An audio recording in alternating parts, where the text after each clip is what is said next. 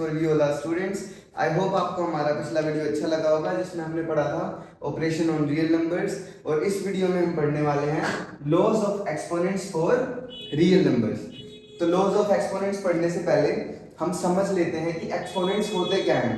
तो सिंपली हमें पता है, जैसे आई एम सेइंग कि 2 की पावर n, ठीक है। अगर मैं लिख रहा हूँ 2 की पावर n कोई भी नंबर है जो कि 2 की एक पावर है, तो 2 क्या है इस केस में? 2 क्या होता है बच्चों? 2 क्या होता है? बेस।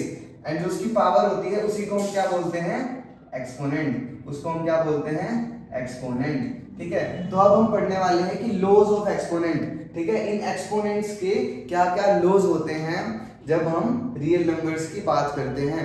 अगर कोई नंबर है जो कि एक्सपोनेंट में है, उसकी पावर हमें गिवन है, हम उसको कैसे डिवाइड करेंगे, कैसे मल्टीप्लाई करेंगे, ठीक है, और उसके लिए क्या क्या कंडीशंस होती हैं वो हम पढ़ने वाले हैं। और हम इस वीडियो में करेंगे हमारी एक्सरसाइज 1.4। इसी के साथ हमारा फर्स्ट चैप्टर हो जाएगा खत्म। ठीक है, तो सबसे पहले हम देखेंगे, चलो हम लॉज करते हैं और फिर उसके साथ हम लॉज के क्वेश्चंस भी साथ साथ समझते चलेंगे। ठीक है, let a greater than 0 b a real number. कोई भी एक रियल नंबर है जो कि 0 से बड़ा है, ठीक है, उसको हमने क्या माना है? ए माना है। जैसे इन लॉज में हमने हर जगह जो बेस है वहां पे क्या लिया हमने? ए लिया है। ए क्या है? कोई भी रियल नंबर है जो कि 0 से बड़ा है। And P and Q B rational numbers. और पी एंड क्यू क्या है? कोई भी दो रैशनल नंबर्स हैं। ठीक है, तो सबसे पहला देखते हैं हम। Our first rule is, first law is, अगर हमारे पास बेस सेम है, अगर हमारे पास बेस सेम है एंड उसकी पावर डिफरेंट डिफरेंट है, अगर उस केस में आप उन दो नंबर्स को मल्टीप्लाई करोगे तो उसकी पावर ऐड हो जाएंगी। ठीक है, एग्जांपल देखते हैं। जैसे कि हमारे पास ये है, बहुत इजी एग्जांपल है, आसानी से समझ में आ जाएगा। देखो हमारे पास ये क्वेश्चन है, इस क्वेश्चन का मतलब क्या है कि 2 की पावर 2/3 इज मल्टीप्लाइड बाय 2 की पावर 1/5। ठीक है, तो हमें यहाँ पे क्या पता लग रहा है कि यहाँ पे बेस सेम है। दोनों का बेस क्या है? दोनों क्वेश्चंस में बेस क्या है? 2। ठीक है, और पावर क्या है? इसकी पावर है 2/3, इसकी पावर है 1/5। तो बेस सेम है तो पावर क्या हो जाएगी? ऐड हो जाएगी। हम इसकी पावर को ऐड कर देंगे। चलो देखते हैं, तो ये हो जाएगा 2 की पावर 2/3 प्लस 1/5। इनका एलसीएम ले लेंगे, 2 की पावर 15, 10 प्लस में 3, तो ये हो जाएगा 2 की पावर 13/15 इज योर आंसर। ठीक है, आई होप आपको समझ में आया होगा। अब हम नेक्स्ट क्वेश्चन देखते हैं। इसमें हमने गिवन है कि a की पावर p फिर उस होल की पावर q। ठीक है, ये हमें कुछ इस तरीके से गिवन है। सपोज इधर देखिए, अगर मैं बोल रहा हूं कि 2 की पावर 2, ठीक है, तो हम पहले 2 की पावर 2 निकालेंगे, फिर उस पूरे की पावर 3 मैंने बोल दिया है ना, कि पहले 2 की पावर 2 फिर उस पूरे की पावर 3। तो ये इस तरीके से क्वेश्चन हमें गिवन है। तो वो क्या हो जाता है, इस केस में पावर्स मल्टीप्लाई हो जाती हैं, इस केस में पावर मल्टीप्लाई हो जाती है। तो यहाँ पे क्या होगा? 2 की पावर 3 इंटू 2 की पावर 3 इंटू 2। आइए देखते हैं इस क्वेश्चन को हम कैसे सोल्व करेंगे। 1.4 के क्वेश्चन है।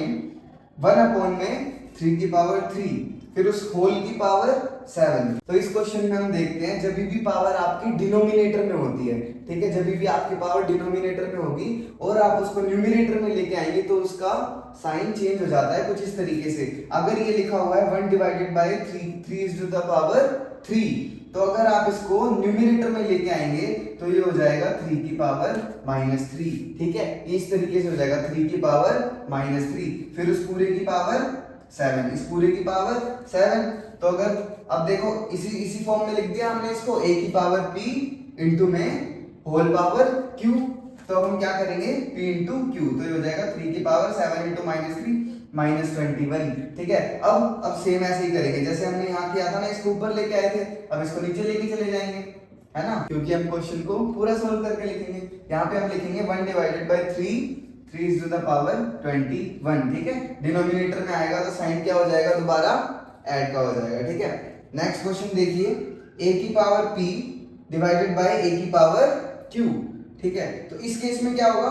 अगर डिवाइड करेंगे, बेस सेम है, पावर डिफरेंट है, तो पावर क्या हो जाएगी? सब्ट्रैक्ट हो जाएगी। इस केस में पावर सब्ट्रैक्ट हो जाएगी। आइए देखते हैं कैसे करेंगे। इधर 11 is to the power 1/2 divided by 11 is to the power 1/4। तो इस केस में पावर क्या हो जाएगी, सब्ट्रैक्ट, तो हम लिख देंगे 11 की पावर 1/2 माइनस 1/4, इनका रेसिम ले लेंगे तो ये आ जाएगा 11 की पावर 1/4। ठीक है, अब नेक्स्ट क्वेश्चन देखिए, इधर हमारे पास गिवन है a की पावर p इंटू में b की पावर p।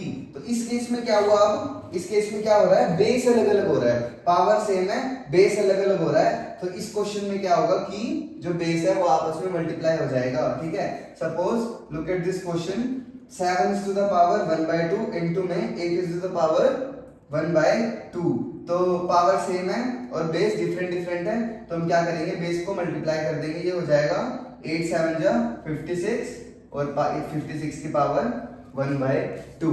आई होप आपको ये सारी की सारी आइडेंटिटीज आसानी से समझ में आ गई होंगी। अब हम बढ़ते हैं नेक्स्ट क्वेश्चन की तरफ।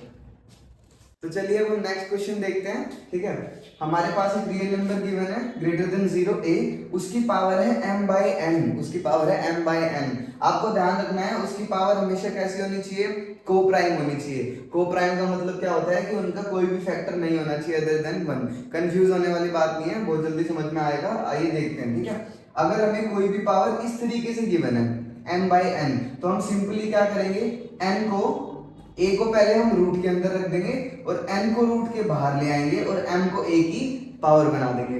कंफ्यूजिंग लग रहा होगा, लेकिन क्वेश्चन करके देखते हैं, आपको फटाक से समझ में आ जाएगा। ठीक है, हमारे पास एक क्वेश्चन है 64 टू द पावर 1/2। ठीक है, तो हम क्या इमेजिन करेंगे कि 64 की पावर m/n लिखा हुआ है, तो हम सबसे पहले 64 को रूट में डालेंगे और डिनोमिनेटर में जो नंबर है उसको हम रूट के बाहर लेके आएंगे और जो न्यूमरेटर में नंबर है उसको 64 की पावर बना देंगे।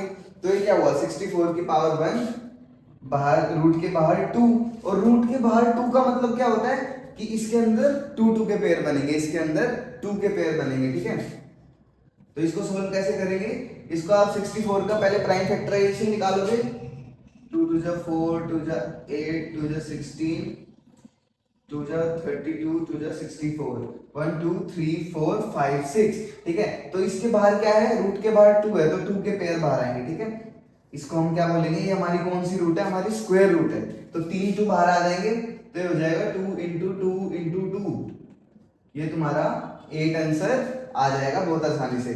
नेक्स्ट क्वेश्चन देखिए, 32 की पावर 1/5, 32 की पावर 1/5, तो इसमें भी 32 को सबसे पहले हम रूट में लिखेंगे। ठीक है, और जो डिनोमिनेटर में नंबर है उसको बाहर लेके आएंगे और न्यूमरेटर वाले नंबर को इसकी पावर बना देंगे। ठीक है, सॉरी 35 लिख दिया मैंने, 32। ठीक है, तो इधर 32 को कैसे लिखेंगे, 2 की power 2 into 2 into 2 into 2 into 2, है ना, 2 2 4 2 8 3 16 2 32। ठीक है, बाहर क्या आ जाएगा इसका 5, तो 5 है, 5 का मतलब क्या है कि 5 का पेयर बनेगा।